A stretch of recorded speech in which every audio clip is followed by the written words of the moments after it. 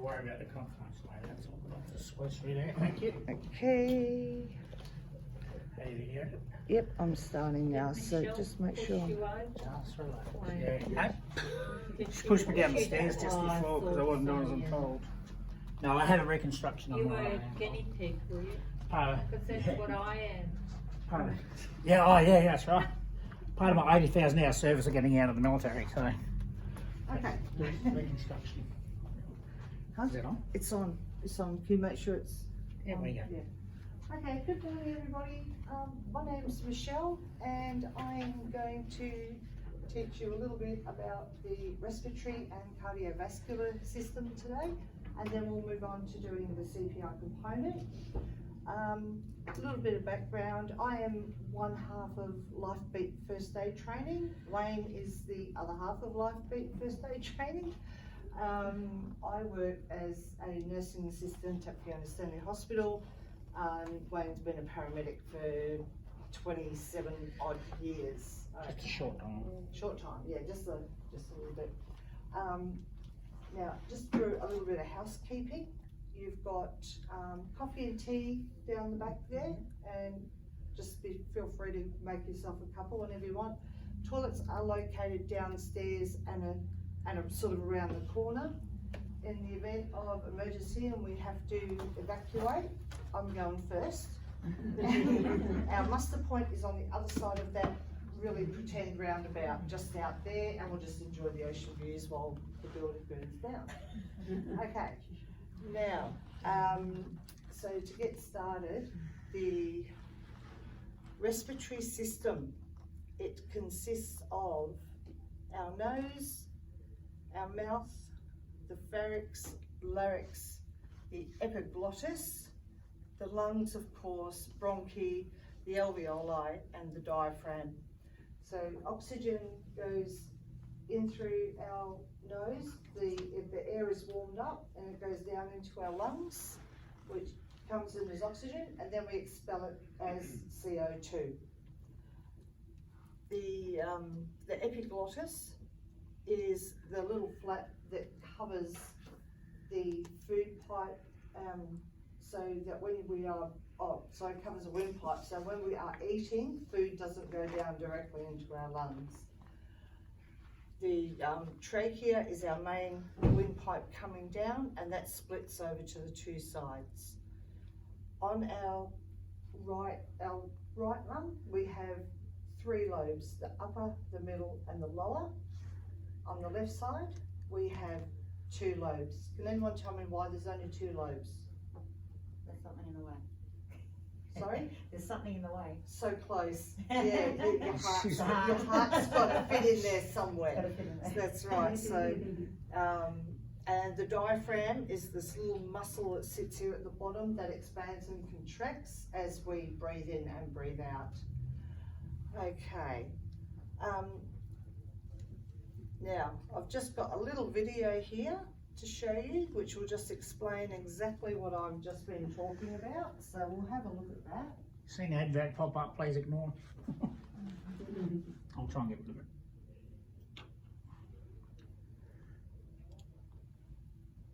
Welcome to Moo Math and Science and the respiratory system. The respiratory system is designed to exchange oxygen for carbon dioxide, which is a waste product of aerobic respiration. When a thin muscle beneath your lungs, called the diaphragm, moves down, the lungs begin to inflate. When the diaphragm moves upward, the lungs deflate. As your lungs inflate, oxygen, along with other gases, travel in through your mouth and nose, past the pharynx and the larynx, which is also called the voice box, and down the trachea. The epiglottis covers your trachea and helps keep food and other objects out of your trachea. The trachea branches into a left and right bronchus, and then further branches into bronchioles. And finally, the oxygen travels to the alveoli. A slight detour. Your lungs are amazing. First, the surface air of your lungs is roughly equal to a tennis court. More surface area equals more oxygen and carbon dioxide exchanged. You have two lungs,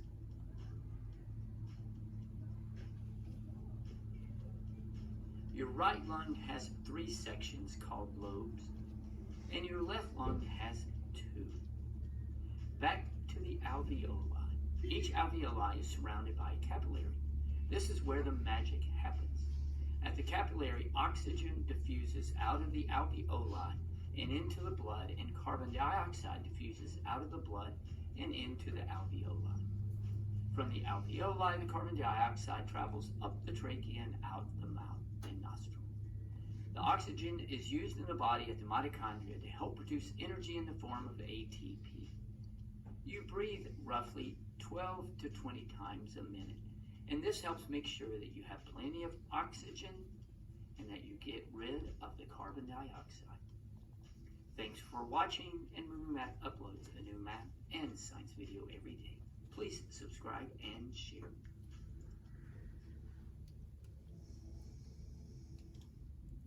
Okay, so did everybody understand that? Any questions at this point? No? Okay, so what we're going to do now, we're all just going to quickly stand up, take a couple of deep breaths, have a bit of a wiggle, and then sit down again. Just stretch it out. Breathe some lovely air into those lungs. Nice fresh sea air. Beautiful. And you'll notice runners, when they've finished doing a run, they do, oh my God, they do this one. I don't know why. You want to be upright like this, getting that air into your lungs. Okay, right. Now, one thing I was going to do this morning, which I actually haven't done, you can all sit down again, thank you, is to ask you all to introduce yourselves and just tell me a little bit about yourselves, like what you work, where you work, or what you do for a job, why you've come to do this course. So we'll start from left to right. So just state your name and why you're here. Hello, my name is Gay, and I am a friend of Lisa's, and I am now retired. So I used to be a property manager working for Lisa. Oh, lovely. Very nice. Okay. Yeah. My name is Lisa Odgers. I'm doing the Cert 4 in Training and Assessment right now. And so I'm here enjoying this day of training. Awesome. My name is Dave, and I'm a pastry chef. So what I'm doing this course is just to do first aid and how to do CPR at work. Okay, cool. My name is Dylan. I'm currently at TAFE studying individual support. So this is also a requirement, but I also work at a childcare Levi's, the denim store, and look after an 85-year-old woman who's blind. So, Busy boy, welcome. I'm busy, yeah. Yeah. I've done the individual support certificate, so if you want almost done. Yeah. hints and tips, just ask me. Thank you. Yeah. I'm Liza. I work in childcare. I'm just here to refresh my CPR course. Awesome. Oh, hi, this is Rabia. I work in childcare. We work same childcare. So this is a part of our job. So every year we do this. Every year. Fabulous. Hi, my name is Dasha, and yeah, all 4 of us work in the same childcare center actually. So it's a requirement where every year we refresh our CPR. So we're just here to refresh our knowledge. Awesome. Hi, my name's Jordan. I'm also doing the Cert 4 in Training and Assessment. I'm a PT therapist, and I'm here to learn some CPR. Hi, I'm Belinda. I'm a Human Resources Officer for PathWest, and I'm here to support Michelle and also learn about CPR again. Awesome. All right, cool. Thank you, everyone. Okay, so we're just going to move on to the not so nice part of respiratory system, and that is lung disease. So we have different types of lung disease that affect the lungs in different ways. So airway disease is where it affects the lungs' ability to breathe in and out. So that includes things like asthma, emphysema, COPD and bronchitis. Then we have lungs that, diseases that actually attack the lung tissue. Things like pulmonary fibrosis, from scarring, like if you get pneumonitis, that will scar the actual lung tissue and can cause breathing difficulties. Circulation diseases, hypertension, which is your high blood pressure, pulmonary edema, which is bleeding within the lungs, and yeah, so that affects the actual circulation from the blood going into the lungs. So moving on from that, we are going to move into the cardiovascular system and how that works in conjunction with the respiratory system. So as you can see from the diagram here, we have the heart has 4 chambers. We have the right atrium and the right ventricle, the left atrium and the left ventricle. Blood goes in through the right side and comes out through the left side. Going in the right side, the blood is red. Coming out, the blood is blue. It's deoxygenated. So that's why the blood, when you look at your veins, they look blue. But if you cut yourself and you're bleeding and it's oxygenated blood, it's that lovely red colour. It's not really blue, it's just you can see later. Yeah. Yeah. A fun fact is you've got 2 pulmonary veins which go in the left side that only have the red blood going into it. That's oxygenated blood. So, okay. Yeah.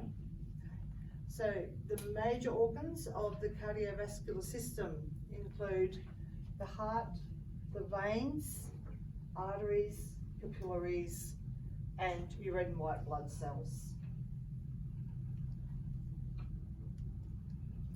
Okay, we have another little video from the Mayo Clinic which explains how the heart and the circulatory system works. Your heart is a pump.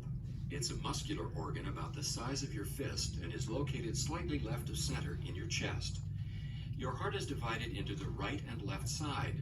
The division protects oxygen-rich blood from mixing with oxygen-poor blood. Together, your heart and blood vessels comprise your cardiovascular system, which circulates blood and oxygen around your body. In fact, your heart pumps about 5 quarts of blood every minute, and it beats about 100,000 times in one day. That's about 35 million times in a year. Oxygen-poor blood, blue blood, returns to the heart after circulating through your body.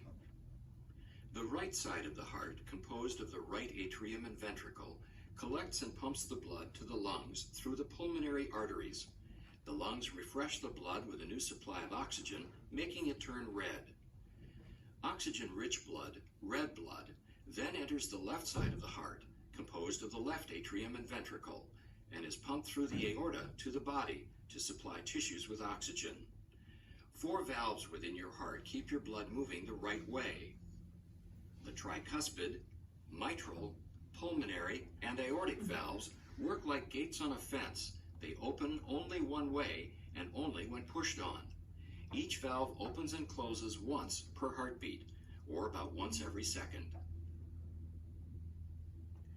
A beating heart contracts and relaxes.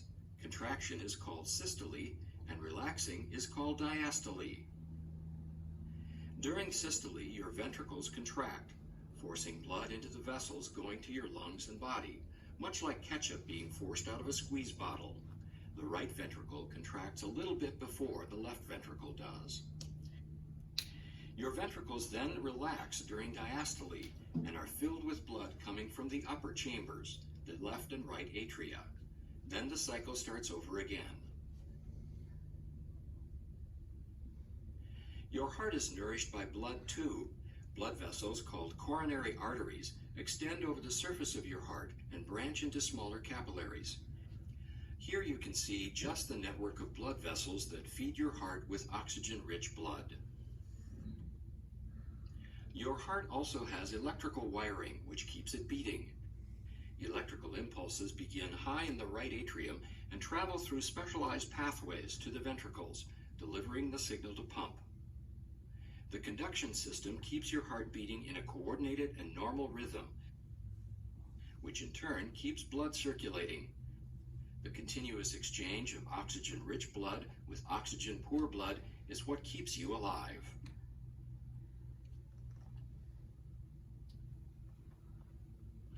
Okay. So did everybody understand how that works? So the left pumps first, the right side pumps second. So the saying is lub, dub, pause. Lub, dub, pause, how the heart beats. Okay, so diseases of the heart, vascular diseases, coronary artery disease, stroke. A lot of people believe stroke starts in the brain. It does, but it also is a heart disease as well. And the ones that we all know about, heart attacks. You've got congenital heart disease, pulmonary heart disease, hypertensive heart disease, which once again is your high blood pressure causing damage to the heart.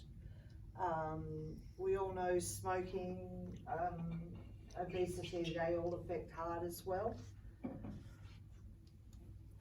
So that's the lub, dub, pause, repeat that I was talking about. This one's just a very short little video. The cardiovascular system and respiratory system provide vital support for our blood as well as our immune system. To begin with, blood circulates in the body through a network of vessels that begin and end at the heart, which is the circulatory pump. Actually, the heart has two pumps, which work in tandem to coordinate with the lungs as well as the vessels to keep blood moving constantly, delivering nutrients and removing waste from the tissues of the body.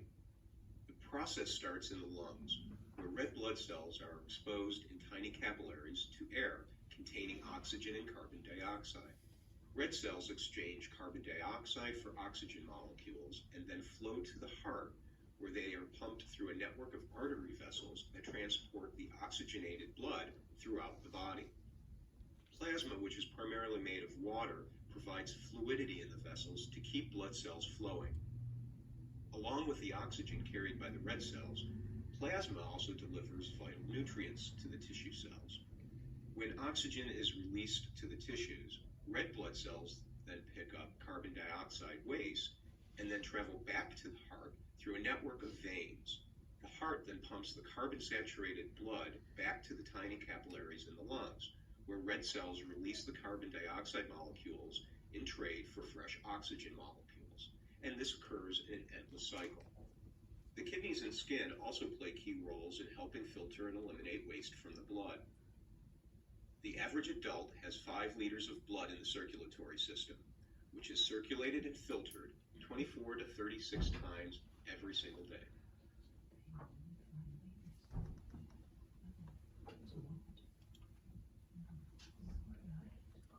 Okay, so we're coming close. That is the end of the videos. There will be no more videos. Now you can just have the pleasure of listening to me just talk to you about how the systems work together.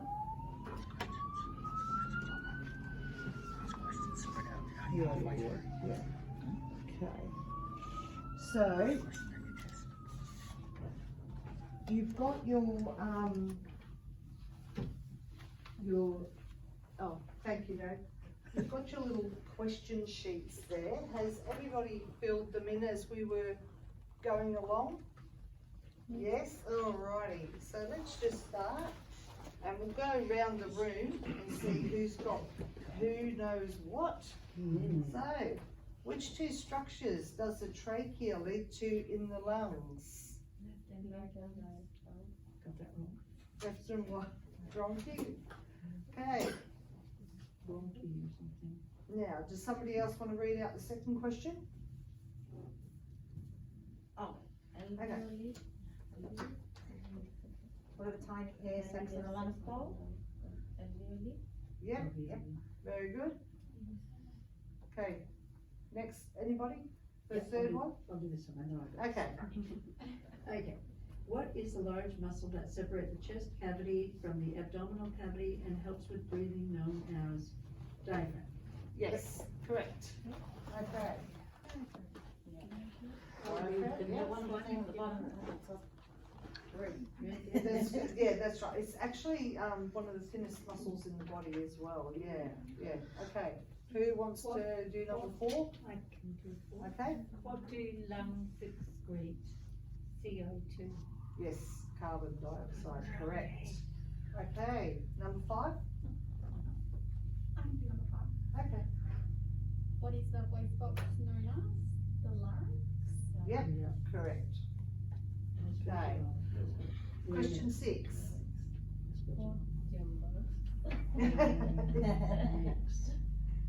Chambers. The heart has 4 chambers that are enclosed by thick muscular walls. That's correct. Yep. Number 7. The blood vessel that carries blood away from the heart are called aorta?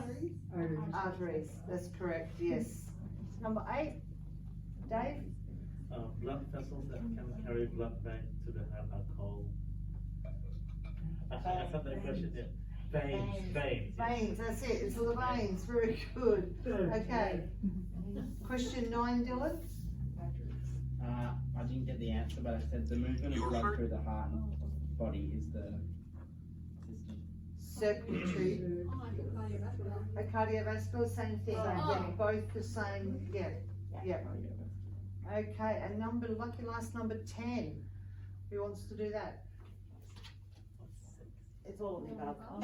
That's it, all of the above. Well done, guys. I missed it. Can I just ask, what was number 6? Sorry, was it chambers? Chambers, that's Yeah, correct. okay. The heart has Chambers. 4 chambers. Yeah. And they were, does anyone know what they're called?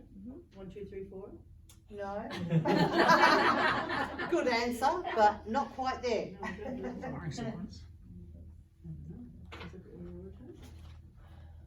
What was the 7? 7 was the arteries. Okay, so the 4 chambers were the left atrium, yep, Right atrium. left ventricle, and right ventricle. That's it. Awesome. Well done, guys. You did super with that one. Is that? Oh, Jesus. Okay, all right. Like what?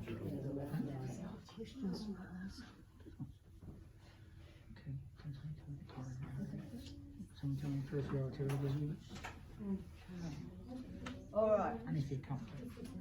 Going back to our diseases of the heart. Are there any? Can anyone tell me what coronary artery disease would be? What would be an example of coronary artery disease?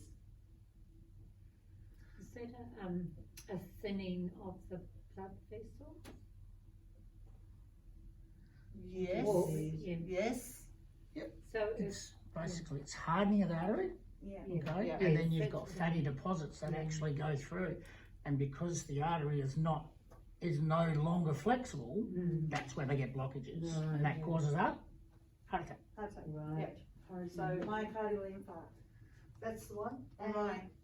So one of the major diseases is called angina. I don't know. You heard of angina? Yes. Yeah. That's fatty deposits within the arteries, thinning them. Okay. So, and hypertensive heart disease. High blood pressure. Yes. Prolonged high blood pressure.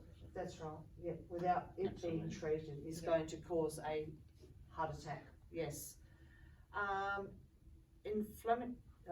Myocarditis. The myocardium is inflamed. It's the inflammation of the myocardium.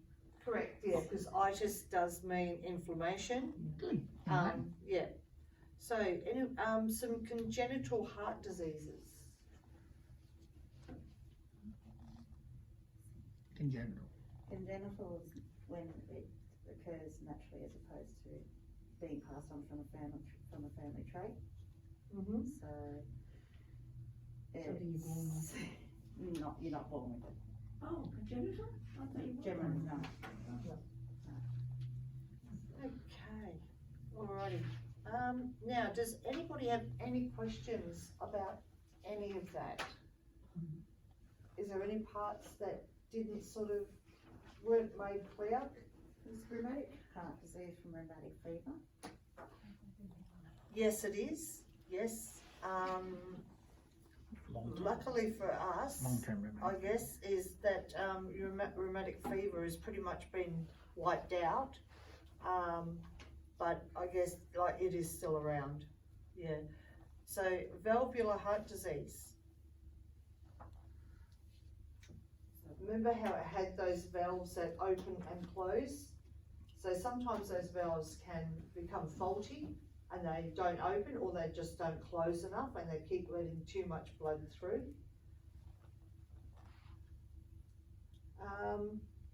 And heart failure, well, we all know what that one is.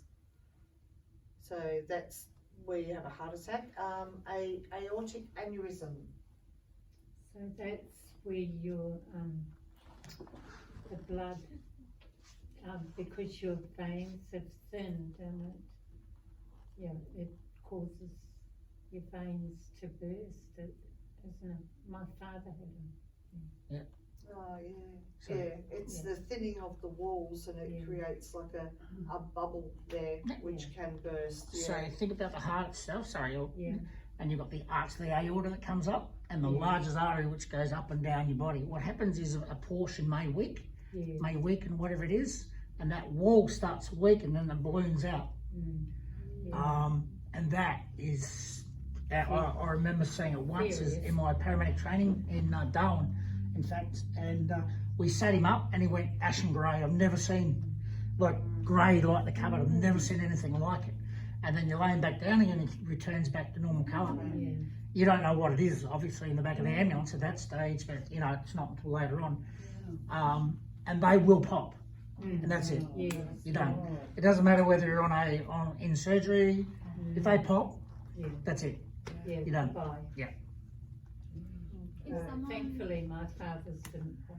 Yeah, that's good. No, they can pick it up pretty quick. I was saying a story. I'm sorry, I'm taking over the show. I'm not trying to. I'm just trying to. We had on military as well, and we had a guy come in. He was coming in as a reservist into regular army, and we did an ECG on him, which is the normal procedure. And all of a sudden, the ECG wasn't right. I didn't pick it up. The doctor did. Okay, and he went, "No, something wrong here. Something wrong. Not happy." So he sent him to a cardiologist, and he actually had the aortic aneurysm there.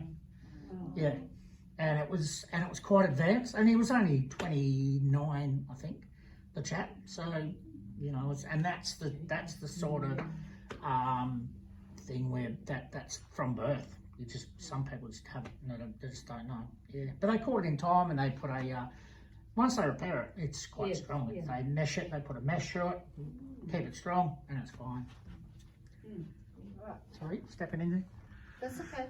Now, I also have a couple of books up here. One of them is your Health Services Assistant book, which does have some more information on the cardiovascular and respiratory system. But I also have this wonderful book here by Gunther von Hagens. I don't know if anyone's heard of him. He has a museum called Bodyworks. Yeah. You heard of him? That's the guy on SBS. Yep. Yeah. Dr. Death. Yeah, sort of. But, Sort of, yeah. but this one actually has he's taken human bodies and he's like sliced the bodies. I didn't get that. Could you try that? Siri, no need for that.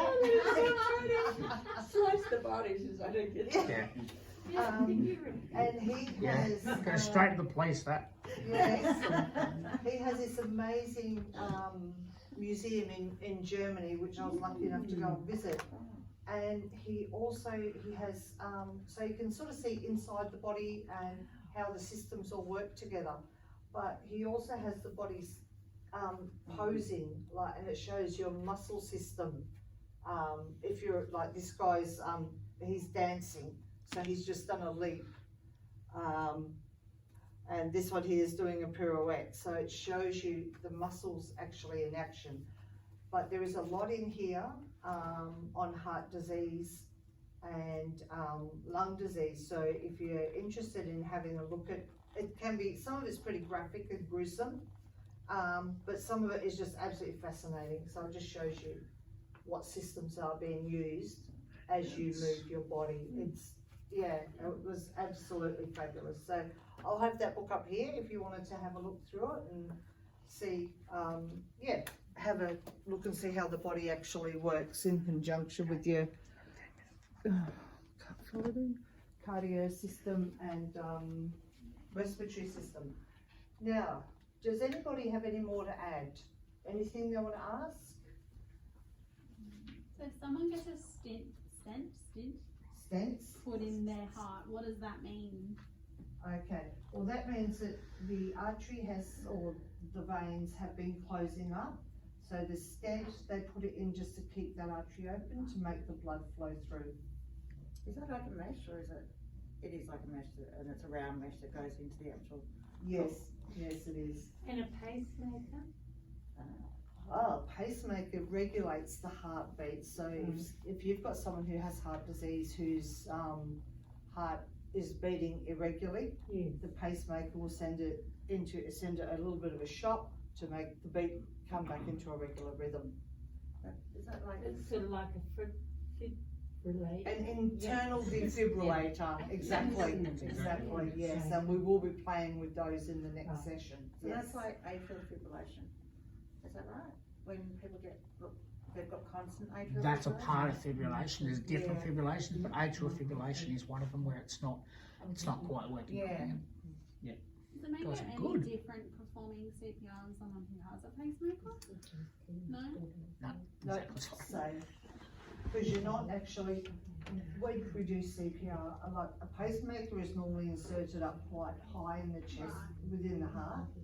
Whereas when we do CPR, we're doing it sort of here, midline. So we're not having anything to do with that pacemaker. And the defibrillators will pick up whether there's a heartbeat or not. So, good question. Yeah. Anyone else? No. Anything you want to add? Anything that's not clear that you want me to clarify? You covered it very well, thank you. Thank you. With, No, go on. with lung disease, when, it's okay. Go on. No, it's okay. No, my husband died of cancer and Oh, Sorry to hear I'm that. sorry. no, just the respiratory part, you know. Oh, okay. It's Yeah, a bit they close to can't the bones, exchange sorry. oxygen anymore. Yeah. Yeah. And there was alveoli that I spoke about that they can't exchange that CO2 for that oxygen And change. it drowns, doesn't it? The lung fills with Yes. fluid. Yeah, that's called COPD. Yeah. Chronic obstructive pulmonary disease. Okay. Yeah. Good day. Thanks for talking about it. Appreciate it. Yeah. Thank you for sharing that. Oh, sorry, asthma and bronchitis. Are asthmatics more prone to bronchitis than your people who don't have asthma? Anybody with any sort of lung disease are going to be more prone to getting any other lung disease, especially like a secondary disease like pneumonia. So you've already got to have an infection before, and then if it's not treated properly, then you can get pneumonia on top of that. So bronchitis is actually like the inflammation of the bronchi. Yes. So it's the right and left. Exactly. Itis is Latin for inflammation of. Inflammation, yeah. Yep. Yeah. Okay. Yep. And it's inflammation. So bronchitis can mean different things, and then we call it, Quite general, but it's just an inflammation. And to answer your question, sorry, darling. To answer your question, yeah, bronchitis can be as a result of asthma as well, or asthma can be an end result of bronchitis. So it's an inflammation of bronchioles. Yeah. Why would someone get pneumonia? Because they haven't treated their initial infection. Yeah. Right. Or they've had antibiotics that haven't worked, they've been prescribed the wrong thing. Right. And it can happen super quick. I had pneumonia many years ago because I had severe tonsillitis. Oh, wow. Yeah. So anything to do with the airway can. If it's not treated properly. It's not treated properly. Yeah. I mean, I thought I was fine. I felt fine. Is it Obviously, I contagious? wasn't. Sorry. Is it contagious? Pneumonia? No. Oh, it can be if it's bacteria. Can it? If it's bacteria, it can be. Yeah, absolutely, you can get it with cough, and Yeah. it'll stay in your airway. Because we, Yeah. Oh, when you cough, yeah. yeah. Cough's Because I measured had- at 23 meters, so you can actually walk through. I had pleurisy. Pleurisy. Which Yeah. is the lining of the lungs. The, It's yeah. the fluid that's in the lining of the lungs that gets inflamed. Extremely Yeah. painful. And it's probably one of the most Yep. painful things I've ever gone through. They actually thought I was having a heart attack. I went into the emergency and they actually did ECGs on me and Yeah. kept me in overnight because I was in that much It's pain. scary. So, Yeah. So did your lungs reabsorb the fluid, or did the body reabsorb the fluid, or they had to drain it? I was lucky it did go through the reabsorption, but it took me over 2 weeks and I was on like corticosteroids and oh my gosh, it was one of the most painful things I've ever been through in my entire life. It's so Scary for paramedics as well, because when we do our initial listening to the heart, but all you can hear is muffled sounds, and that could be about another 5 different heart diseases. yeah, Myocarditis, endocarditis, all that sorts of stuff. And so when you hear it, but it's not until you see the oxygen saturations and stuff when you realise that it is pleurisy. Yeah. It can be scary. it is very scary. Very painful. Yeah. Anything to do with the lungs and breathing is frightening. Yeah, don't get treated. Yeah, don't Highly wait. recommend it. Yeah, If you're not don't wait. sure, go and get checked out. Yeah, definitely, So definitely. Okay, alrighty, so, is there anything else? Anybody else wanna add? I mean, you guys in childcare, you would see a lot of kids like that come through that would be quite ill, that parents, Respiratory illness. yeah, and how quickly it goes through the childcare centre. Yeah. Anything you'd like to share? No? No? Okay, well, we will wrap up this session. So we have learned about the respiratory, cardiovascular system, how they work in connection with each other, the diseases of both those systems, and yeah, we need to look after our lungs. So masks are a good thing. They are a good thing. Yeah. All right. Thank you very much, everybody. Thanks. Thank you. Thank you.